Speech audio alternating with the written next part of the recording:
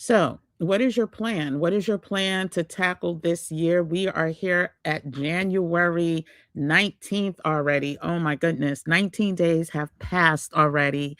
And if we are not planning, we are planning to fail. What is up, y'all? Happy Martin Luther King Day.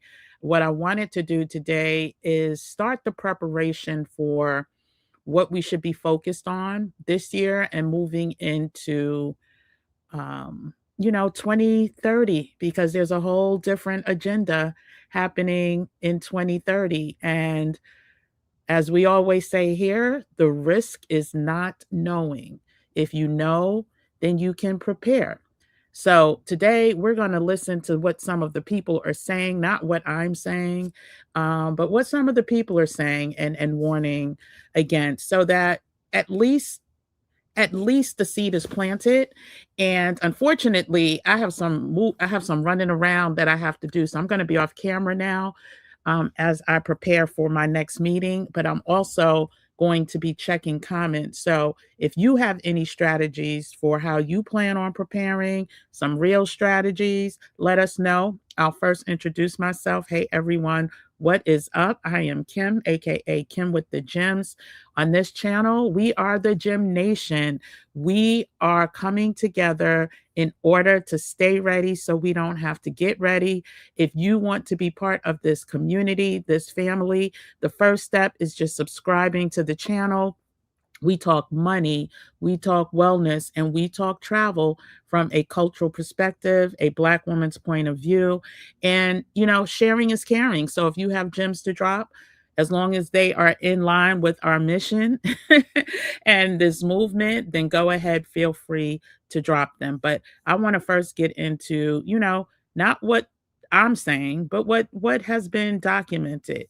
And it's not part of a fear mongering strategy. It is simply what is happening. And you can see who posted these and find them on your own. But there's a whole wildlands project with the goal of placing 50% of the United States into wildlands. And so let's listen to what and listen, when you see who's buying up some of the land, it's not hard to believe, right? So let's just quickly listen to this video and the United Nations Treaty and their wildlands research project. So let's go ahead and listen.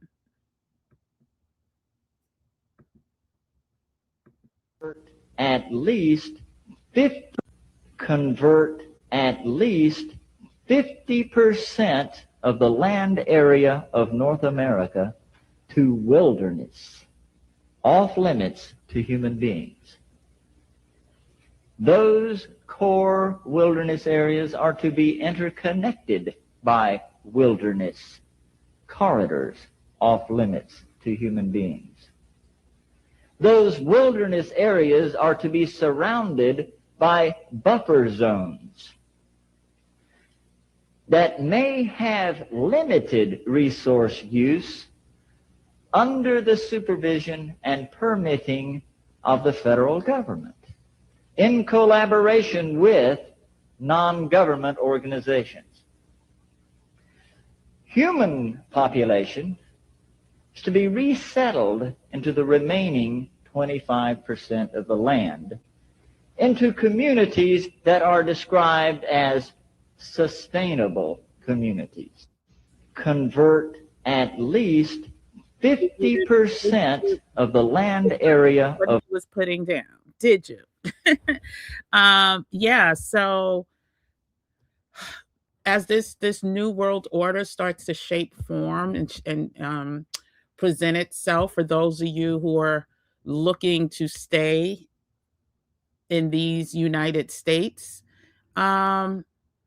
you may just want to know these things. And we're going to listen to also what's going on with the healthcare system. Let me just pull up that We don't video. do I just had it. Unfortunately, I think Not to get my unfortunately. So we're going to listen to the former vice president of Pfizer speak out about the 2030 agenda.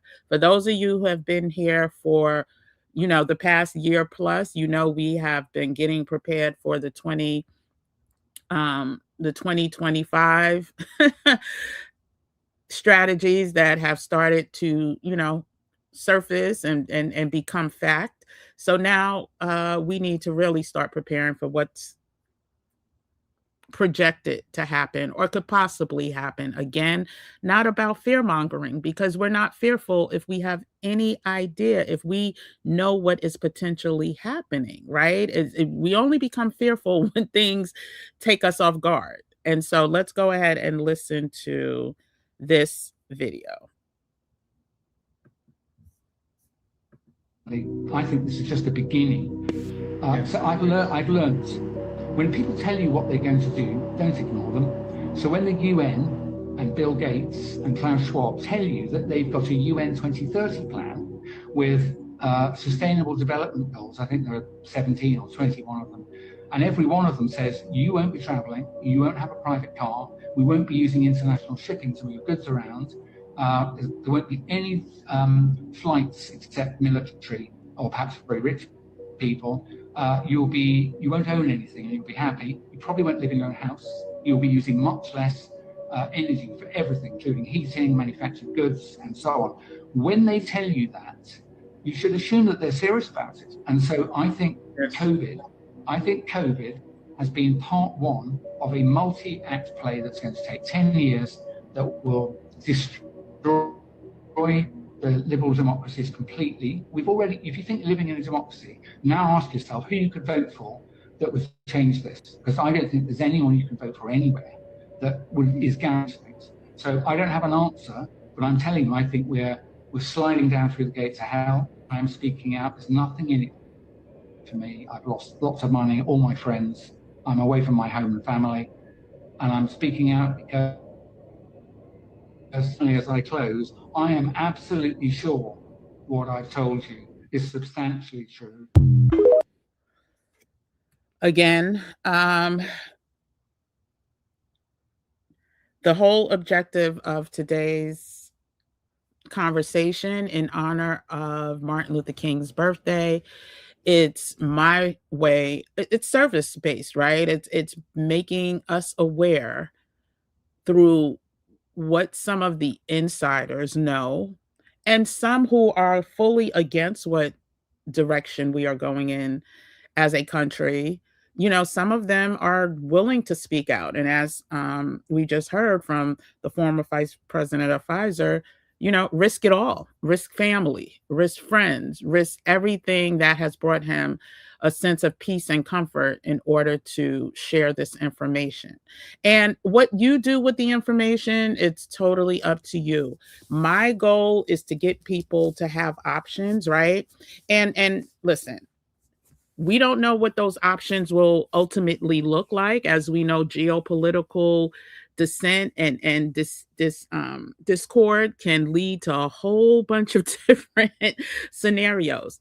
But I know one thing's for certain: if you don't have an option, if you are stuck here when other countries could be thriving, or at least not in the same desperate state as we could be headed, then you have no freedoms. And so the goal is really to get you to really start thinking what those freedoms can look like for you and your family, and to act accordingly. We're going to listen to another person's take on.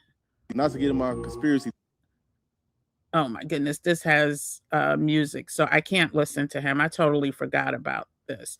But he also talks about the having everyone be dependent on government service, like you will own nothing, everything will be some type of social structure where you won't own your property, you'll get a some form of payout from the government, you will, work for the government. Again, I wish I could play this, but if I do, then no one to see it because it has music in the background. It's probably copywritten.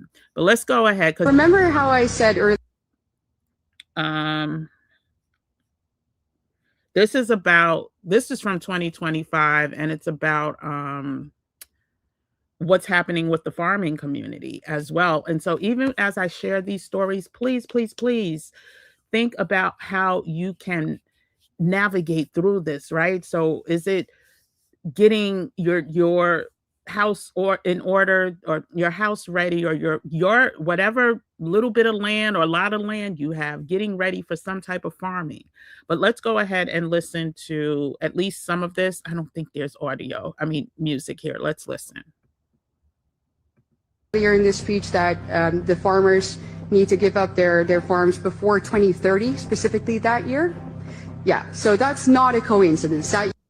So when we talk about what's going on in the farming community, and there is music, so I gotta figure this out. There is music to this, but when we talk about what's happening with the farming community, there was a recent bailout of farmers, right?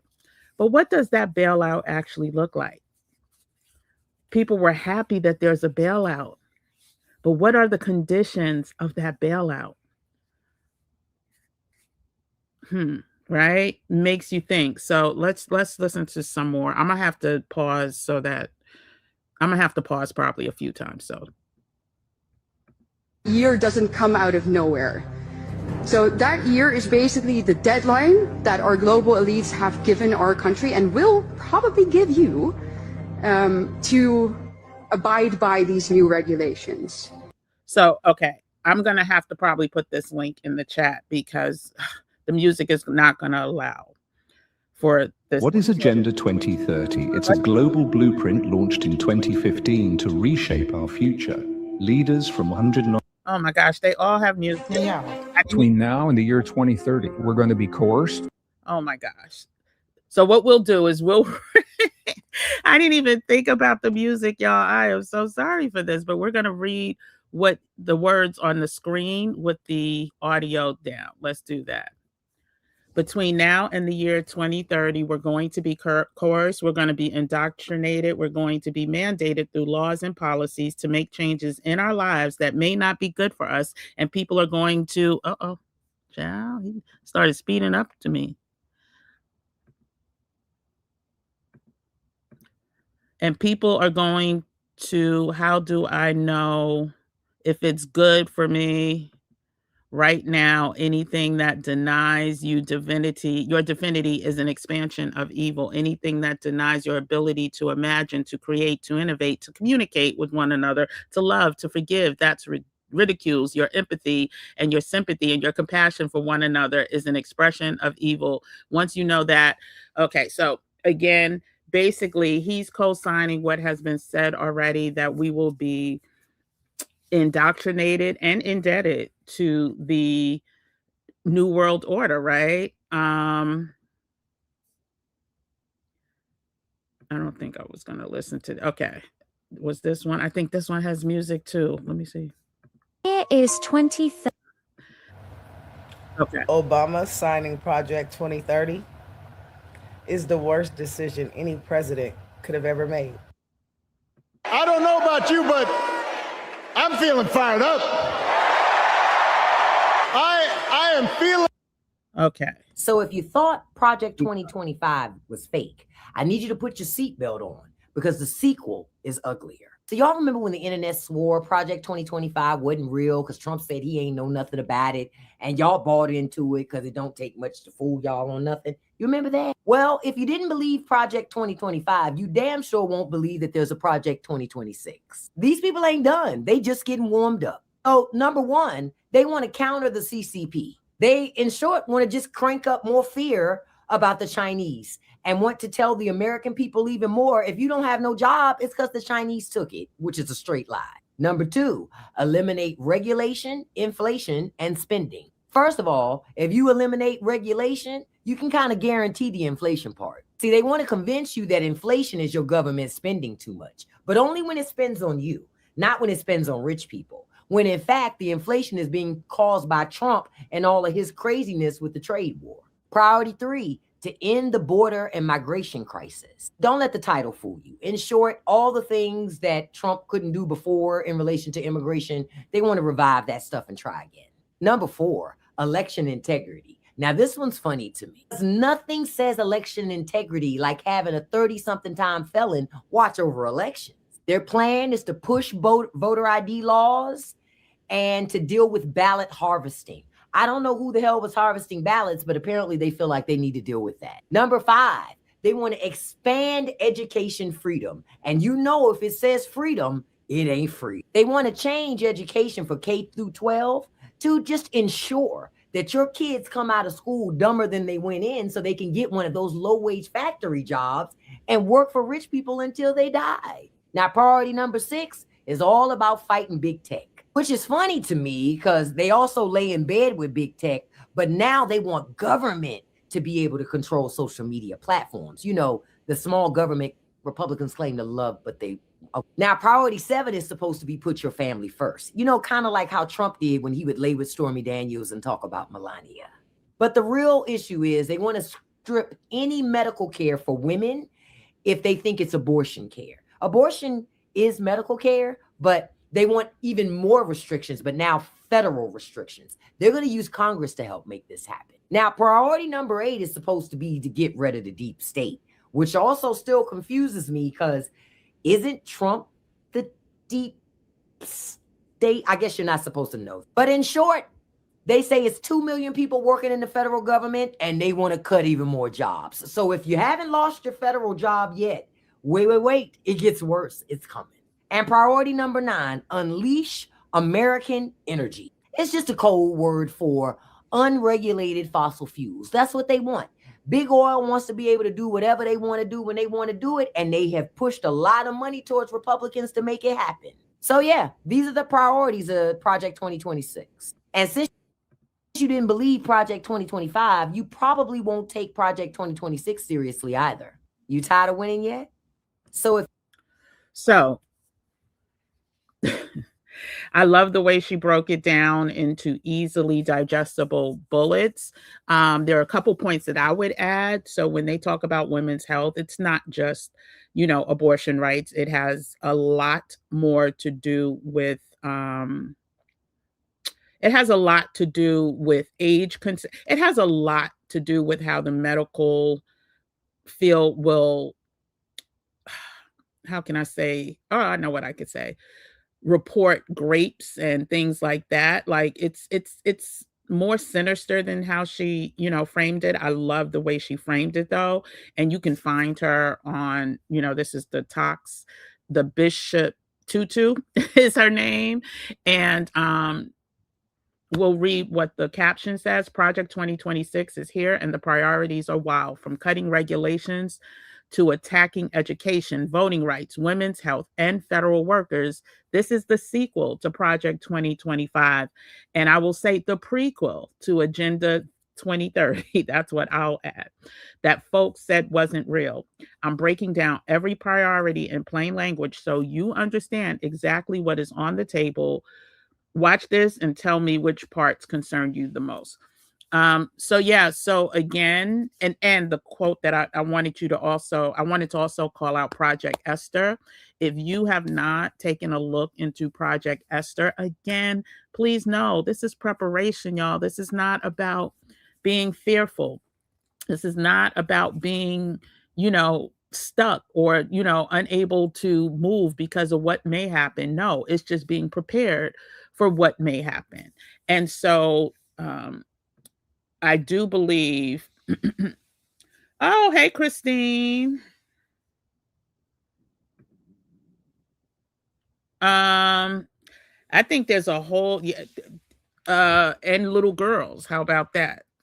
So I do believe there's a lot of sinister stuff happening. Well, I know it to be true.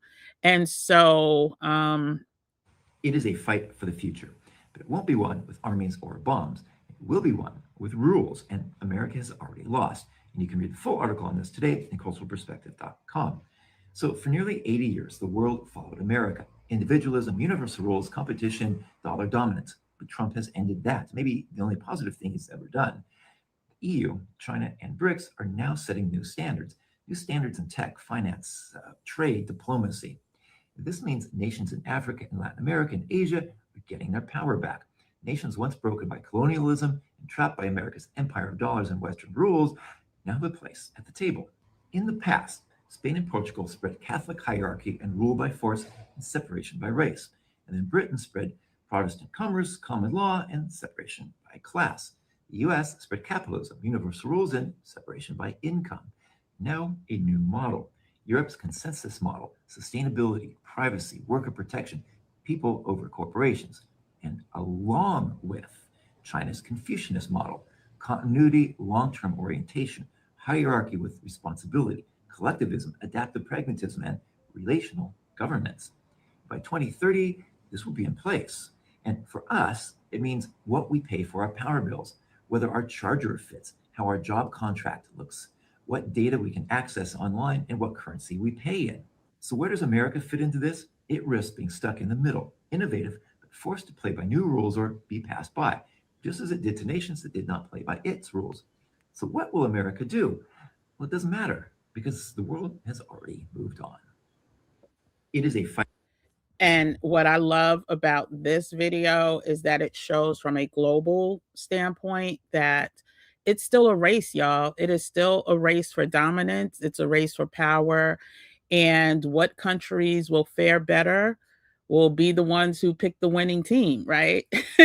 The ones who pick the winning side, and why it is so important, y'all, to have options. I'm not playing when I say have options. It's not just oh goodness. It is absolutely having an option to leave if necessary, but knowing where you're going, right? Are you going to the same team that you're already on, right? Are you going someplace that has already caved to what's happening here in this country? And I do want to play from my channel on TikTok.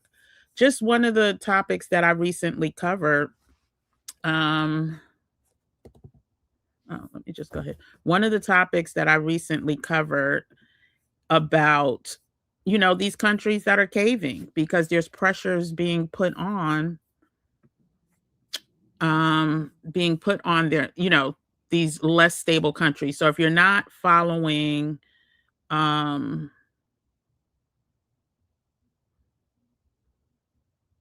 if you are not following Black travel and culture, go ahead and do so. But listen to this one right here. The list of Caribbean countries that have agreed to take U.S. deportees or they're in conversations to take U.S. deportees is growing by the week. So before you plan your next vacation, you should at least know who they are. Then act accordingly. On January 7th, we posted about 2 of the islands that were the first to cave. And in less than a week, we have 4 additional countries to add to the list. We started out with Antigua and Barbuda, as well as Dominica. Now you can add Guyana, Grenada, St. Kitts and Nevis, and St. Lucia to the list. They have all announced that they have authorized accepting deportees or they are in conversations with the administration. Let us know your thoughts about these very tiny islands deciding to partner with the U.S. and also potentially set up military facilities as part of the deal as well. Black Travel and Culture will keep you abreast of any additional changes, so be sure. So that's pretty much the information in a nutshell. But for those of you who are not aware, there was a ban recently, a ban that took effect in 2026 that, targeted mostly brown and Black countries, Caribbean islands as well. And it's a visa ban. Some have permanent visa bans, immigration visa bans, and some have partial bans. And what some of these countries have done in order to get those bans released, they have now capitulated and will now take third-party deportees, meaning that if somebody comes here from, if somebody's seeking asylum from, let's just say Haiti, well, let me not even, because that's still the correct, but if they are seeking asylum from an African country or a Latin American country and they get stopped at immigration, they can immediately be put on a flight to one of these Caribbean islands where they know no one, where the infrastructure is really limited and poor. But because, they are at the desperate need of having access to America in and out. They have caved. And so there is a whole lot of things that are going to look very different. We're going to hear more stories, and now that, you know, the US has private flights, now that they do not have to, or private aircrafts I should say, they are not no one will know when these people are getting shipped off or shipped away. And these people were coming to America probably having friends, loved ones, family, you know, in the vicinity that could potentially help.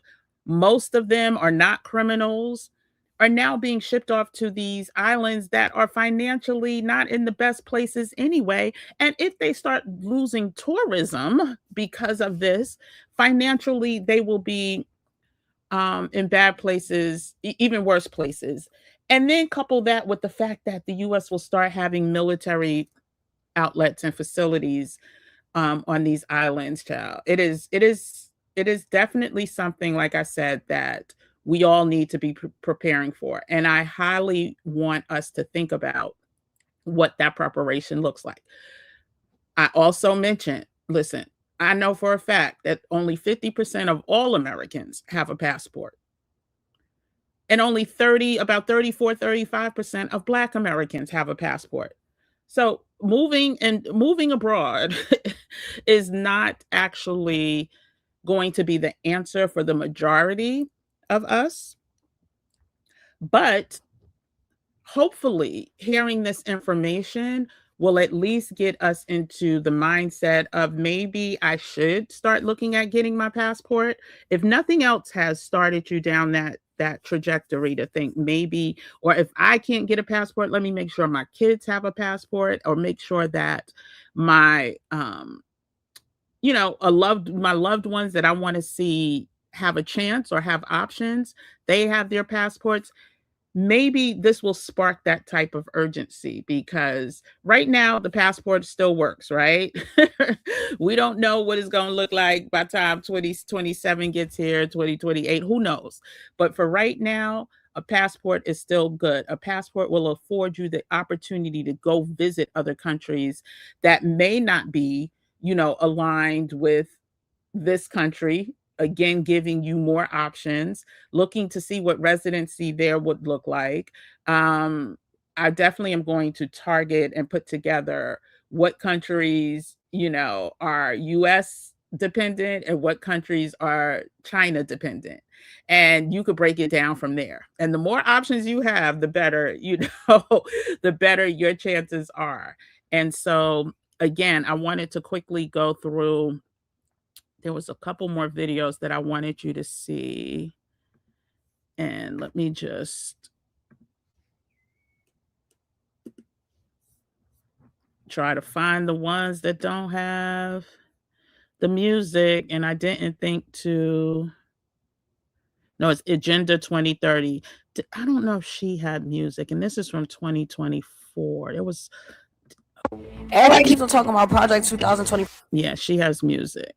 There's a couple more that don't have music. Let's see. Hello, my beautiful friends. I know I have been absent for a little bit, been a little crazy around here.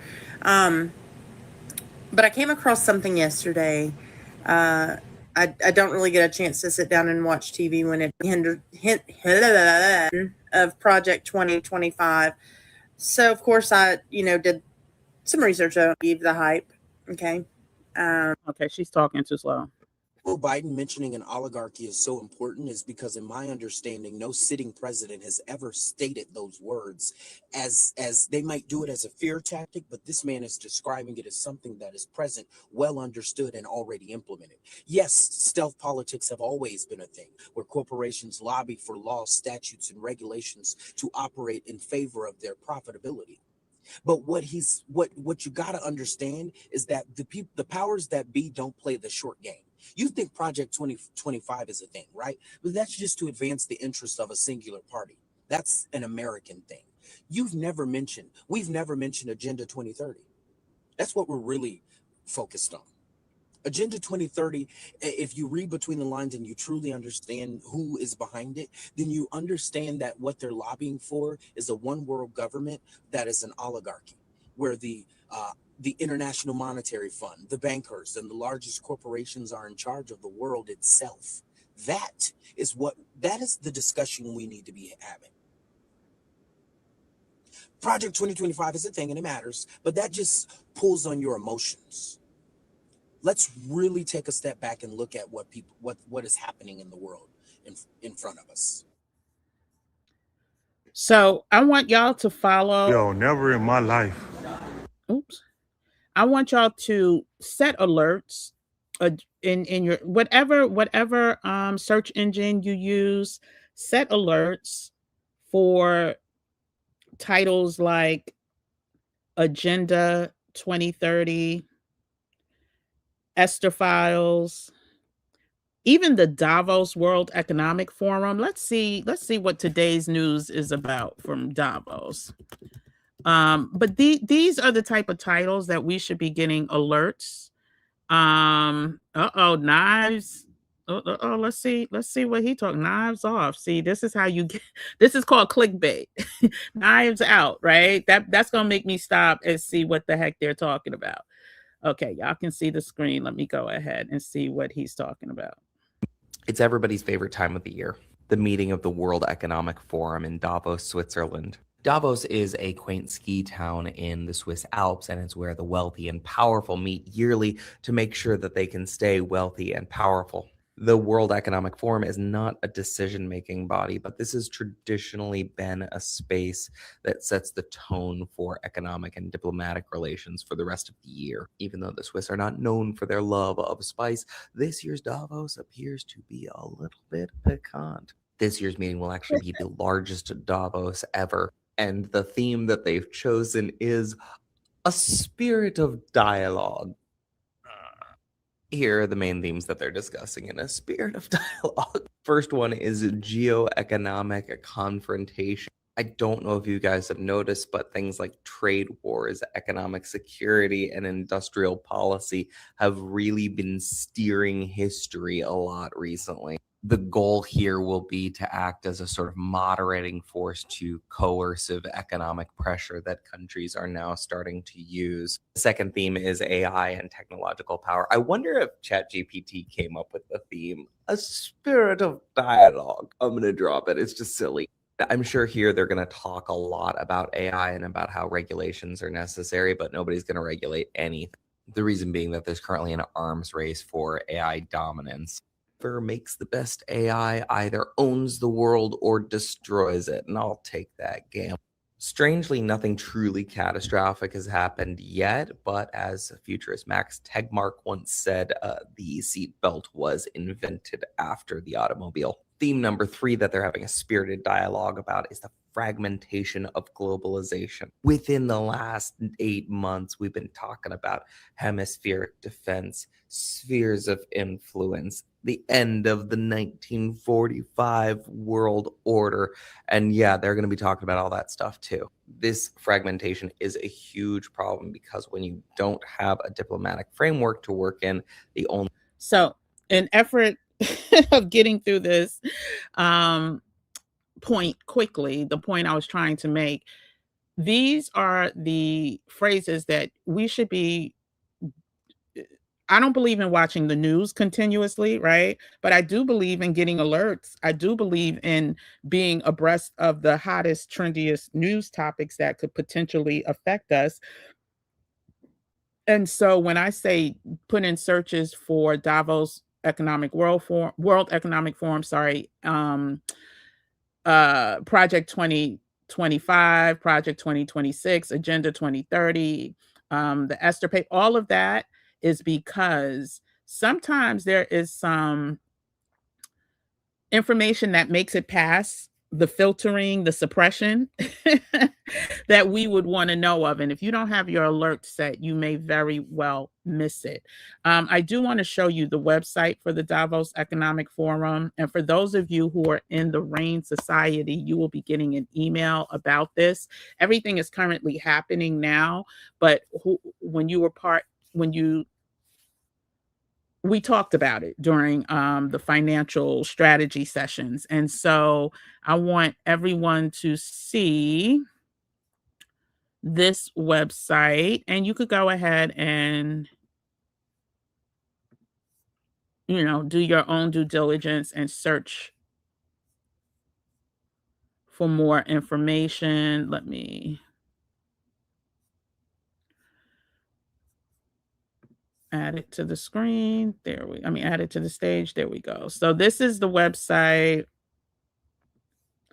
for Davos. And as he mentioned, it's a spirit of dialogue. You can also get information live, live updates. You can also follow people. Let me see if I could pull her website up. A former colleague of mine, she's actually there. Tells you about the meetings that are taking place, tells you about the stakeholders that are involved. He talked about AI skills can be faster to learn than you may think, what's happening with global cooperation. You're not going to get the juiciest stuff here, but let me see if I can pull up Erica's. I don't know how much. Oh, shoot. It's telling me my connection is not private. Never had a problem pulling up. I'm trying to pull up Instagram right now. Okay, let me see. Looks like I may have access. Yes. So I would recommend, I don't know how much coverage she's going to do, but if you're interested in following someone to figure out more about what potentially be happening there, I'm going to share this page right here. Her name is Erica Pittman, and she is currently in Davos, Switzerland right now. Okay, there we go. So here she is. And this first video that I'm circling right here, she did a live kind of like Q&A for people who had questions about Davos, why she was in Davos, what to expect in Davos. I don't know. Can I play this? Because I'm not logged in, but let's see. Yeah, it's not letting me. And I can't log in right now. But yeah, so this video right here is, I think, a good one to check out from somebody who's boots on the ground and maybe coming back with some more information. Again, her name is Erica Pittman, and you can check her out on Instagram. And so, in a nutshell, we're not going to be here a long time, but what I did want to, just in honor of Martin Luther King's Day, come in with my, the way I'm giving back, right? The way I'm giving back this year is through being a disruptor, right? That is one of my words for 2026. Disruptor, disruptive behaviors, the power of thinking big, the magic of thinking big, and executing on all of that, because that's what we're going to need. That's what they're thinking big, right? They're thinking big and they're executing big. Oh, there was one other thing I wanted to quickly go through.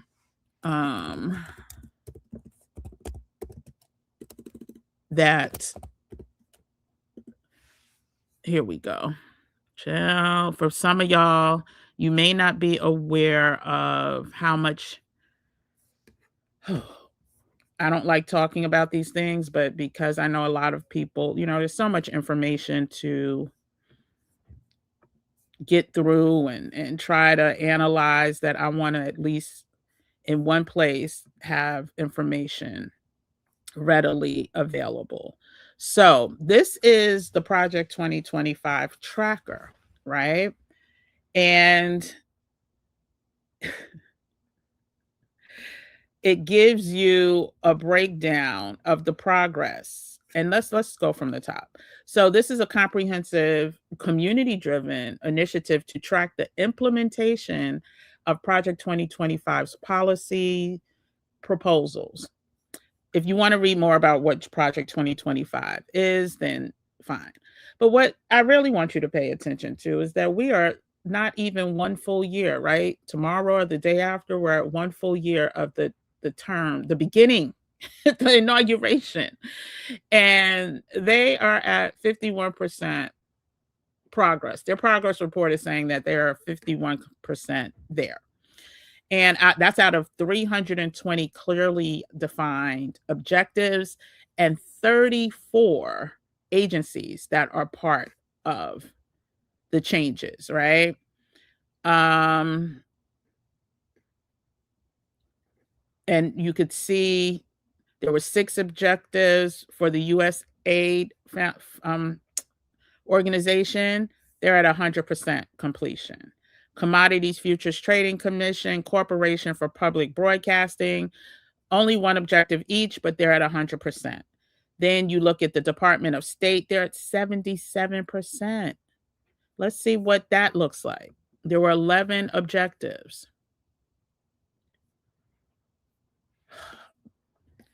So for people who don't watch the news or choose not to watch the news, this is a great resource, right? So as you come in when you want, you leave when you want. And this is the stuff they're not reporting on the news anyway. So understanding what's going on at your discretion is key. So far, the Department of State has withdrawn from the World Health Organization. They reinstated Mexico City policy banning aid to groups that even communicate about abortion services. They withdrew from the United Nations Human Rights Council, withdrew funding for United Nations Relief and Agency and Work Agency. Let's see what's still in progress. Withdrawing from the UN Educational, Scientific, and Cultural Organization. Suspend all visas to people from countries that do not accept the return of immigrants ordered deported. Did we just talk about that? All visas. This is why these countries are caving. And when it says in progress, that means they are in negotiations with these countries. So,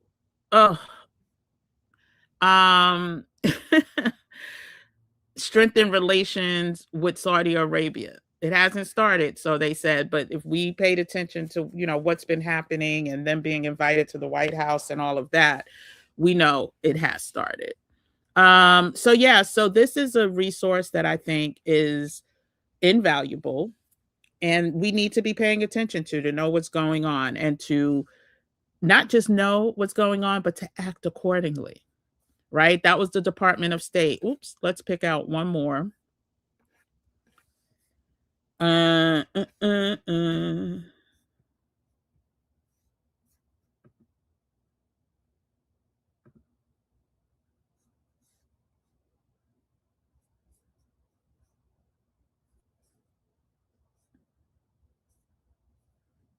One Department of State. Let's do Homeland Security real quick. Homeland Security. Out of 46 in total, they have half of that done and 14 in progress. So let's see what that looks like. Eliminate most of Department of Homeland Security's grant programs in progress. So if you were waiting to get chosen or selected for a grant with the Department of Homeland Security, that may not be happening. And listen at this. They want to restart the use of horseback mounted border patrols. Do y'all remember the pictures from last year? Well, a little over a year ago of what that looked like and what they had, the whips and who they were going after.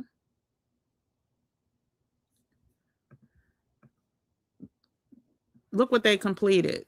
The creation of a detention standard that includes the flexibility to use large numbers of temporary facilities, such as tents.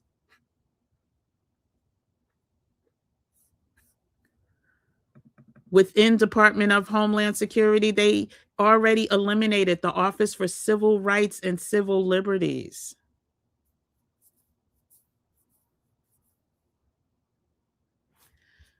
Listen, y'all. I think we need to have a class is in session and just go over this tracker alone. Again, feel free to look at this. Increase use of civil search warrants for workplace raids.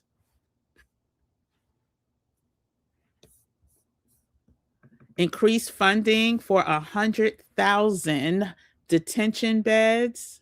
That was completed July 4th, 2025.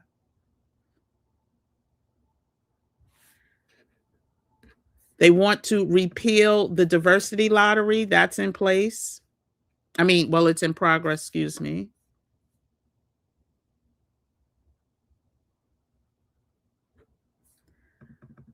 They've already raised the standard for a credible fear of persecution for asylum seekers. But look what it says here in the notes. Trump went farther, shutting down nearly all asylum claims.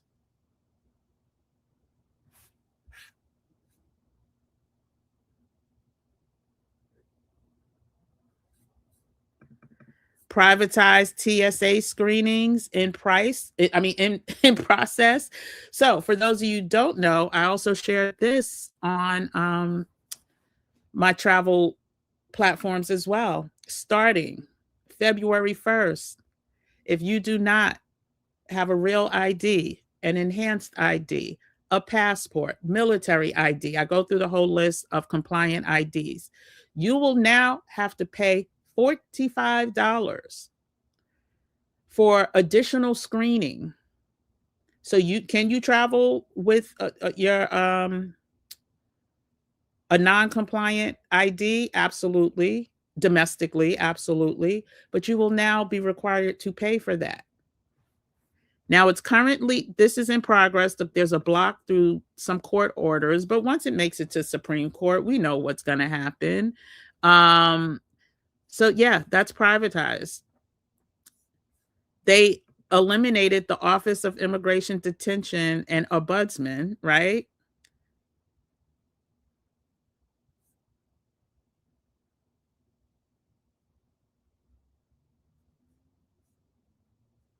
So yeah, I want you to take time and see where we are. And hopefully, oh, you're so welcome, Lisa. I was trained well, HU, trained well, but doing what I can with, where I can fit in to at least try to educate and hopefully get people to start to activate. And I know a lot of people have activated, including you, Lisa Nelson.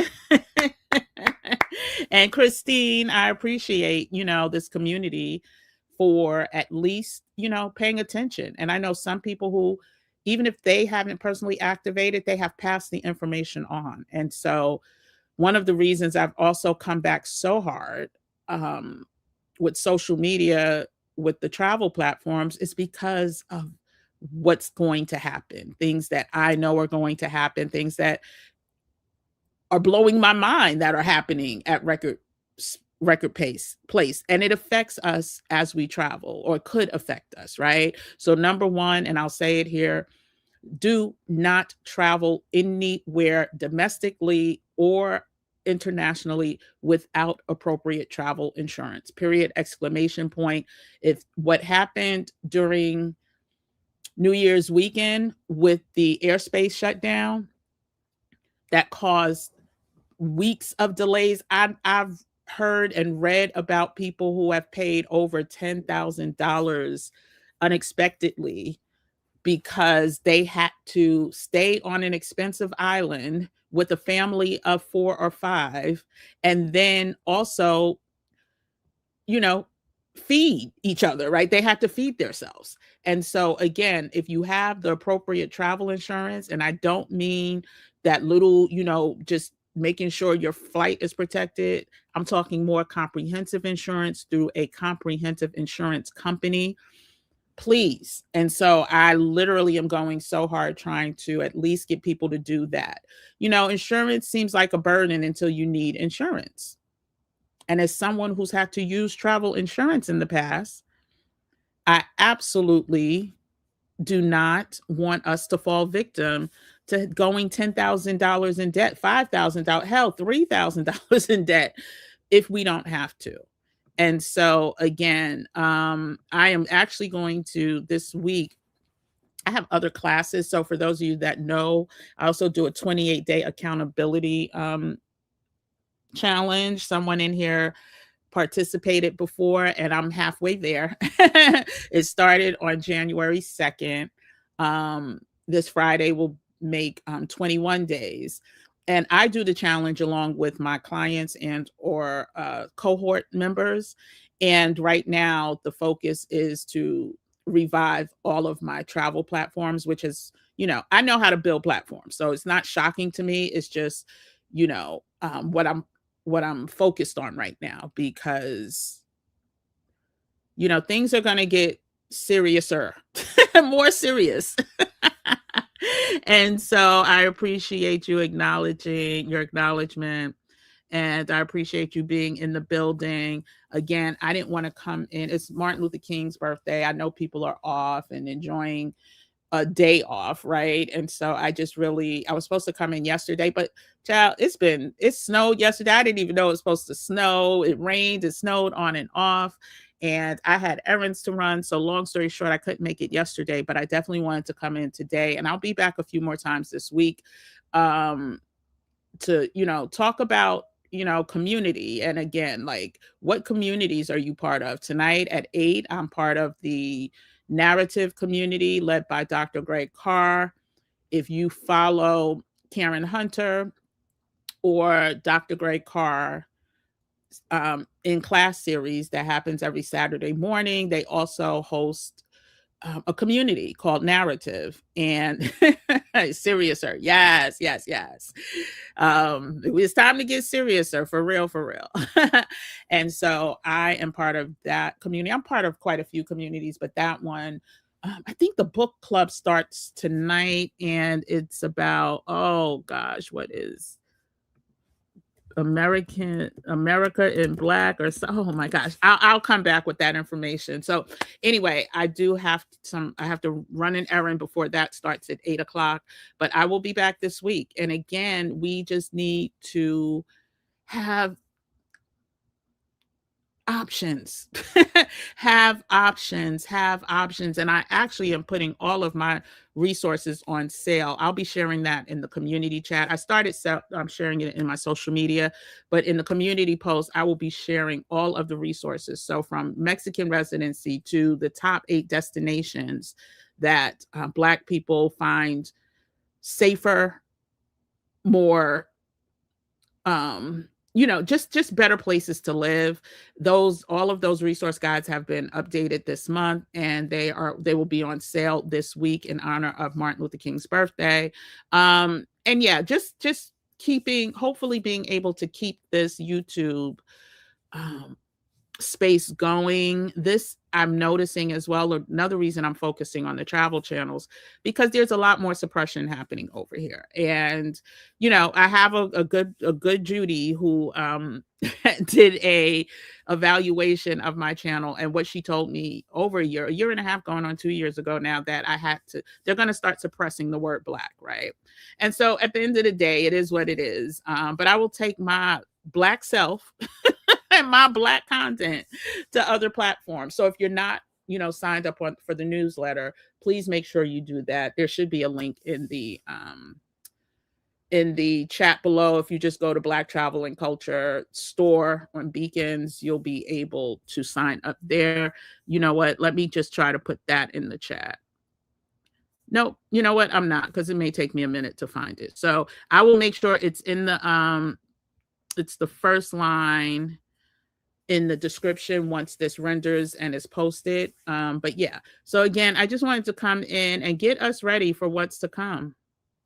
You're so welcome, Christine. Thank you for being here.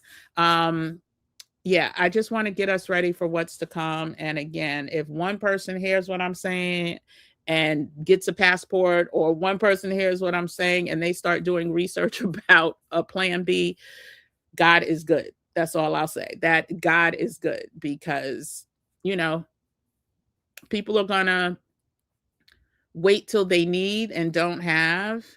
And if I could avoid, is, you know, 1, 2, 3, 10 people from getting to that point, I am a happy camper. So thank you everyone for tuning in. I appreciate this. If you are here, hit that like button and share this with a friend if you know, feel so inclined.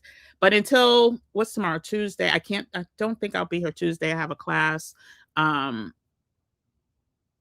might be here early on Wednesday because I have another class Wednesday night, but Wednesday afternoon, I think I'll be able to come back. But thanks everyone for tuning in. You have a beautiful rest of your day off. And if you're not off, just have a beautiful rest of your day, and we'll see you on Wednesday. Take care. Bye.